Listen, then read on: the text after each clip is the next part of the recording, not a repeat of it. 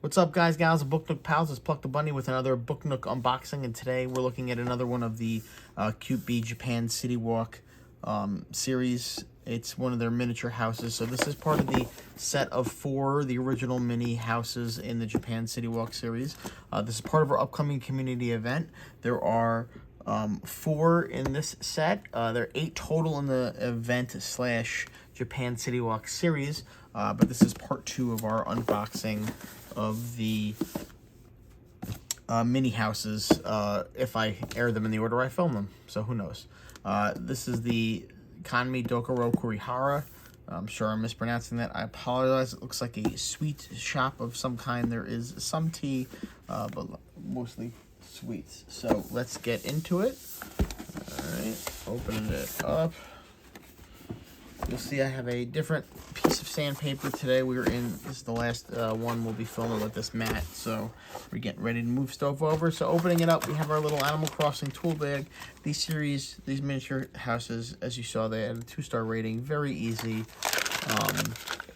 Certain elements, not necessarily, like individual fans and stuff, and as you see here, I'm making a mess with these tiny white beads that just went all over the place, and you know what, we'll pick them up at the end. So be careful, those are loose in there. We do have our crappy stickers for holding down wires. I prefer Scotch tape if you're going to use those, if you don't use something a little more permanent.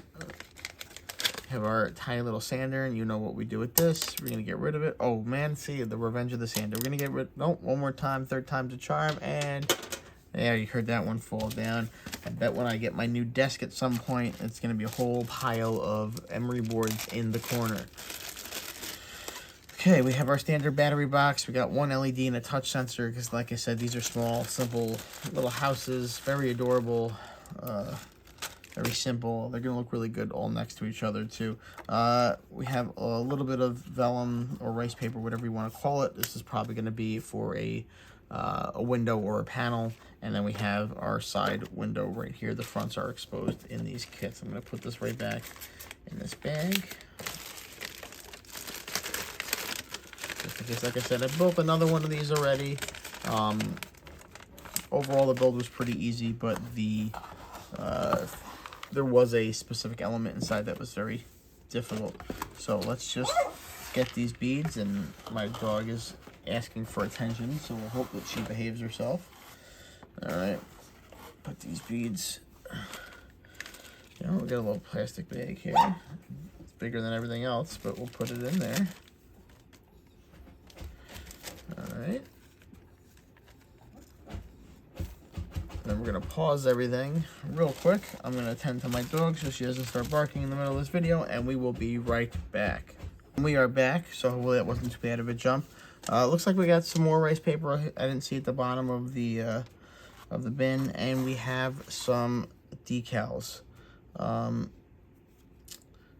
thing I would have liked to have seen is these boxes are not scored or cut at all on the seams, which means you're going to have to do the work making sure these fold crisply, perhaps cutting them out, folding them with the backing still on, and then taking the backing off.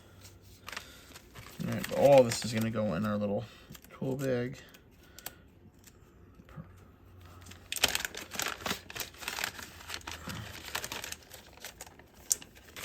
All right, looks like we have a standard Cutebee instruction manual here.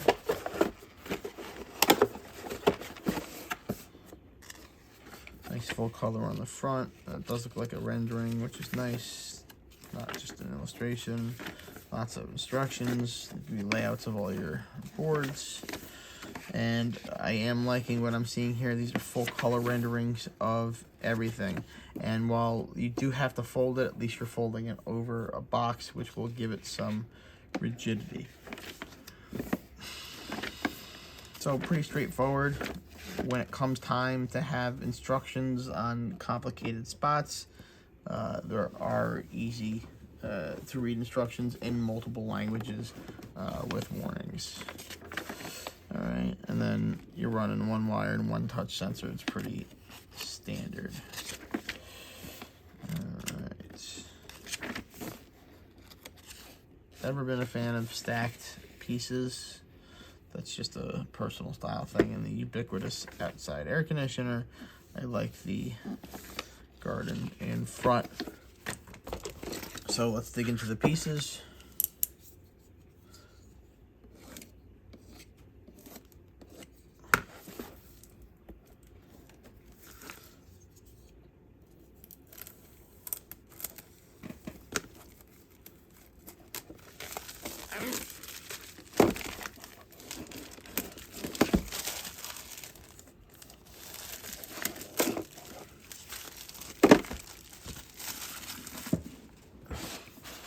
Alright, everything's pretty straightforward here. The base, it's going to be single-sided. So you're going to see a lot less double-sided printing in these, just because of the size and the layout.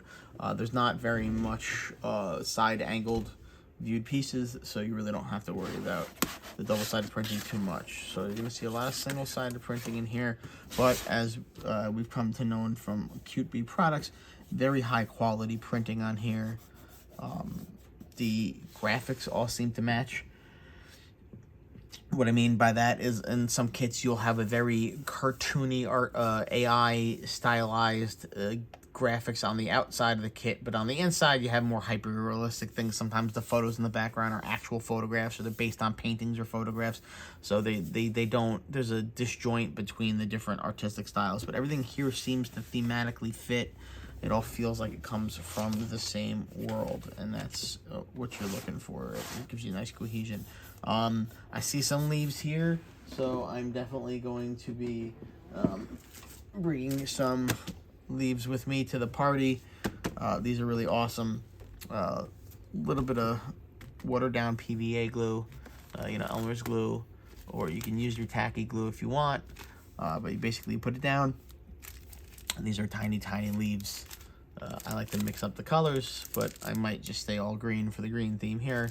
You can sprinkle them on the roof, give you more vibrant thing. And then you can also get different tufts of grass to stick on. You get them in different sizes, different color schemes. Some with flowers, some without flowers, dry, vibrant, lots of different styles. So these are fun, a neat way to add some dimensionality and some vibrancy and some life to some static kits, especially these small guys. And you see here where it counts, we have beautiful double-sided printing. I love the bamboo blind. You can actually see the individual slats of bamboo, which is really cool. I like on this one, on the last one I built, the flag banner shade deal was a sticker, and they kind of stuck to the window. I didn't love that. Kind of like they're a little more robust here. You gotta love all the double-sided printing, so you can tell these are the walls. This is gonna be the external structure. Battery box on the back. We got some bamboo fence posts. I expected this to be mostly double-sided too. I like the falling leaves. That's pretty cool. And what's also nice is the shadow. The angle of the shadow does seem consistent for all the pieces, which is a nice attention to detail. So again, this is not gonna shatter any preconceptions of what the hobby is. This is not gonna break any barriers. This is pretty standard fare here, but these are a cool little addition to the 3D puzzle, 3D world community. I think a couple of these next to each other make a really cool city walk, as it is designated, and I think with your add-ons there's lots of opportunities for customizing and making it your own. So yeah, that's all we got for today. We're hitting the 9-minute mark, so thank you for joining me. We hope you join us for the competition. For every 10 people that sign up for this event, Cutebee is going to be giving away 2 book nooks to the community, so you have a 20% chance of winning a free book nook. Not to mention the fact that if you purchase a kit during the enrollment period, along with anything else from Cutebee, will be 20% off all the prices on their website. So we're going to be starting that the first week in December, possibly the second week, depending on scheduling. So don't forget to come over to the Book Nook subreddit, which I'll also link in the description, along with the leaves and the grass, and join us for some awesome book nook goodness. Have a good one. Bye-bye.